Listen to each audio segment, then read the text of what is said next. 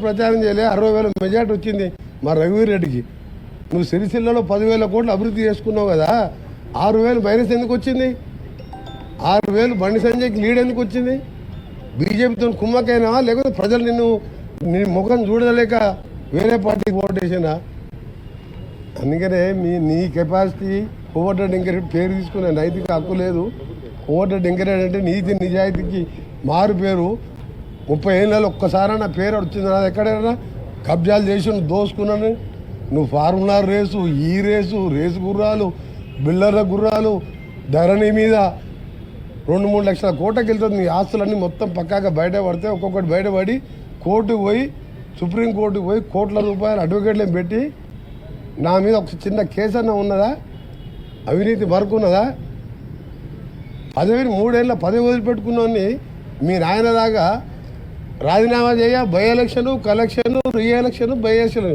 నేను రాజీనామా చేసినంటే మనం చెప్పిన ఆ రోజు చెప్పిన గవర్నర్ ఇంటి ముందర చెప్పిన తెలంగాణ రాష్ట్రం వస్తుంది, వచ్చినప్పుడే మంత్రి అయితే అప్పటిదాకా మంత్రి పదవి తీసుకొని ఉన్నా. అందుకనే ఆ బచ్చగాల గురించి మాట్లాడకు. నేను ఒకటే చెప్తున్నా, కేటీఆర్ నువ్వు మీ బావ కలిసి మీ నాయనని ప్రతిపక్ష నాయకుడిగా వస్తావా రావా నెక్స్ట్ అసెంబ్లీ సెషన్కు బడ్జెట్ సెషన్కి అడుగు. రాకుంటే నువ్వు హరీష్ రావు కొట్టుకుంటున్నావు, కత్తులు పెట్టుకొని కొడుచుకుంటారు, నాకు కావాలని. ఆయన ఎట్లా వస్తట్లేడు. మా ముఖ్యమంత్రి గారు మొన్న బాగా చెప్పిండు, కొడంగాల సర్పంచ్ 4 రోజులు ఊళ్ళలోకి రాకపోతే తర్వాత వస్తే రాళ్ళ తీసుకొని ఎడబడతారు సర్పంచ్ ఎమ్మడి. ప్రతిపక్ష నాయకుడు 13 నెలలు అసెంబ్లీకి రాకుండా ఏం చెప్పాలి? అవసరం ఆయనకు ఆ పోస్టు? నువ్వు మీ బావ తీసుకొని కొట్లాడు, అప్పుడు మీకు సమాధానం చెప్తావు. నువ్వు ఎమ్మెల్యేవు, నువ్వు డిప్యూటీ లీడర్ కాదు, నీ కార్యవర్గం లేదు. బీఆర్ఎస్ ఎల్పీ కార్యవర్గం లేని కేటీఆర్ జూనియరు వాళ్ళ ఆయన పేరు చెప్పి ఎమ్మెల్యే, ఆయనకు నేను సమాధానం చెప్పా. కేసీఆర్ బహిరంగ చర్చకు వచ్చి సొరంగ మార్గం ఎందుకు పూర్తి చేయలేదు ఆయన నడవను. గన్నమల్ల టెండర్ పిలిచి ఆలేరు బాగుపడితే చూడలేక క్యాన్సల్ ఎందుకు చేసినావు? 50 టీఎంసీలో మల్లాండ సాగర్ 15,000 కట్టికి కమిషన్ తిని ఎందుకు ఆలేరుకు భువనగిరికి నీళ్ళు ఇవ్వలేదు? మా మూసి ప్రక్షాళన అప్పుడు చేయలేదు, ఇవాళ మేము చేస్తారంటే దాన్ని అడ్డుకుంటున్నారు. అదే ఇవాళ బీజేపీ వాళ్ళు యమునా క్లీన్ చేయలేదు, యమునా మూసి కంటే మూసి డేంజర్ ఉంది.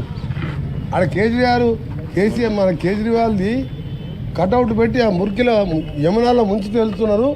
బీజేపీ వాళ్ళు మేనిఫెస్టోలో పెట్టిండ్రు, రేపు భద్రం మా గవర్నమెంట్ రాగానే యమునాని క్లీన్ చేస్తామని.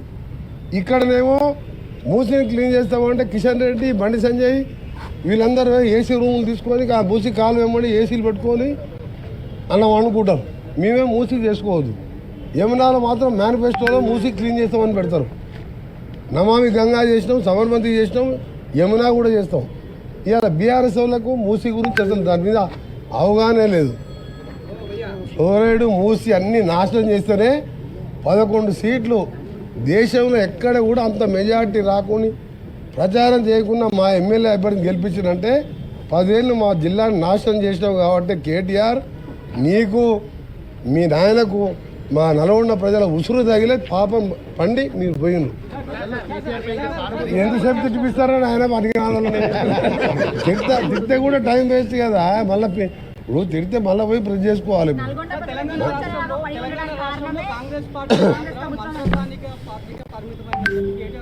మళ్ళీ కేటీఆర్ తప్ప కూడా పిల్లగారి గురించి ఎందుకు మాట్లాడతారా? నేను ఎప్పుడు 3వ ఎమ్మెల్యే అయినప్పుడు రాజకీయాలకు వచ్చిండు, దాని గురించి నేను మాట్లాడాలా? మీరు ఆలోచన పెట్టారు. కేసీఆర్ నేను ఫ్లోరైడ్ కోసం 12 రోజులు చచ్చిపోతూ అంటుంటే జయశంకర్ ఉన్న వీడియోస్ ఉన్నాయి. వరంగల్కి వెళ్ళి బస్సులు వచ్చి జయశంకర్ నా దగ్గర కూర్చున్నాడు. నువ్వు ఒక్క ఎమ్మెల్యేనే నల్గొండ కోసం ఎమ్మెల్యే పదవి ఉండి ఇవాళ ప్రాణాలు తెగించేస్తామని బస్సులు వచ్చేది. అప్పుడు ఈయన డిప్యూటీ స్పీకర్గా బుల్లెట్ ప్రూఫ్ కార్లో తిరుగుతున్నాడు, తారనాగర్ అధికార బంగ్లాలు ఉన్నాడు. కేసీఆర్ కూడా నా నైతిక హక్కు లేదు నా మీద మాట్లాడతాను. ఈ బచ్చాయంతా అప్పుడు అమెరికాలో నౌకరు చేసుకుంటుండు, రామలింగరాజు కొడుకేమ్మడి తిరుగుతుండు అమెరికాలో. ఆయన గురించి గడుకోవచ్చు. కేటీఆర్ ఏముంది ఆ కేటీఆర్ దగ్గర? ఫార్ములా రేస్ ఉంది, 1,00,000 కోట్లు ఆస్తుంది. ఆ పైసలు కోమటిరెడ్డి వెంకటరెడ్డి దగ్గర 1,00,000 కోట్లు లేవు, కానీ ప్రజల కోసం పోరాటం చేసి ఒక రైతు బిడ్డగా పైకి వచ్చిన. అందుకని అడిగితే కేసీఆర్ కన్నా అడిగినా అర్థం ఉంది, కానీ కేటీఆర్ హరీష్ ఏముందా వాళ్ళ దగ్గర? దోసుకున్న సొమ్ము ఉంది, ఆందోళనని బెదిరించి వసూలు చేసుకున్న సొమ్ము ఉంది. సార్ మీ సీఎం సెక్రటరీ వాడకుండా ఇంటికి మంత్రులను పిలిపించుకొని అవమానపరుస్తున్నట్టు హరీష్ రావు ట్వీట్ చేసింది. మళ్ళీ హరీష్ రావు అంటారు మీకు. దానికి ఒక డిప్యూటీ లీడర్ ఉంటాడు.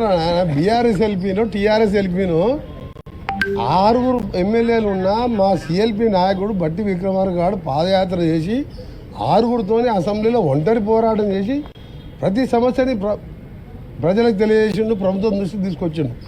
30 మంది ఉండి సరే 10 మంది అంటే వీళ్ళ దోపిడి తెలిసి వెళ్ళిపోయిన వాళ్ళు 30 మందిని కూడా నువ్వు అసెంబ్లీ రాకుండా కేసీఆర్ గురించి ప్రశ్నించకుండా మీరు ఒకటే అడుగుతున్నా, మీకు కేసీఆర్ ఈసారన్నా వస్తావా రావా, లేకపోతే రాజీనామా చేసి కొడుకు అల్లుడో ఎవరికో అప్పచెప్పు, అప్పటిదాకా ఈ పిల్లల పేరు తీసుకోవద్దని మీ ప్రెస్ వాళ్ళకి చెప్తున్నాను. నేను నన్ను ఎంతనే తిట్టుకోరు మీరు మామచాడు అల్లుడు కొడుకు, తండ్రి చాడు కొడుకు. మీరు నాలాంటి మాస్ లీడర్ కాదు. మీరు తెలంగాణ కోసం త్యాగాలు చేయలేదు. మీరు ఏమైనా కలెక్షన్ చేసుకుని బై ఎలక్షన్ చేసుకుంది తప్ప, అందుకని నేను వాళ్ళ కోసం కాదు వచ్చింది గాంధీ భవన్కు. మా పార్టీకి ప్రజలు వస్తే వాళ్ళని కలవాలని మా పార్టీ అధ్యక్షుని ఆదేశం మేరకు రావడం జరిగింది. తిట్టాలని చాలా టైం ఉంది. నిన్న నన్ను వాడు వీడు చాలా అన్నాడు. నాకంటే వయసులో చిన్న అయినా కానీ అమెరికాలో చదువుకున్నాడు, గదే నేర్చుకొచ్చుకుని మర్యాద. నేను తిట్టాలంటే తిట్టిననుకో తలకాయ బలికి చచ్చిపోతారు. నేను తిట్టదలుచుకోలే, ఎందుకంటే వేస్ట్ ఫెలోస్ గురించి ఏం తిట్టాలి? దీపం పాపం మూతపడే దుకాణం అది, సగం దుకాణం పడ్డది. 9 అసెంబ్లీ పార్లమెంట్లో 3వ స్థానం, 7 డిపాజిట్ పోయింది. 10 సంవత్సరాల అధికారం ఉండి లల్లు ప్రసాద్ పార్టీని అయ్యో ఇంకంటే లల్లు ప్రసాద్ జైల్లో ఉన్న కొడుకు 30 ఏళ్ళ పిల్లగాడు ఇవాళ ఎన్ని ఎంపీలు గెలిచిండు, ఎన్ని ఎమ్మెల్యేలు గెలిచిండు. జైలు పోకుండా బయట ఉన్న కేసీఆర్ ఒక్క పార్లమెంట్ గెలవలే, 16 గుండు చిన్న 7 డిపాజిట్ పోయింది. ఇంకా నీ పార్టీ అతను నేను ఆ ప్లేస్లో ఉంటే ఎప్పుడో ఆ పార్టీని మూసేసుకొని ఎగ్జామ్ చేసుకునేవాడిని.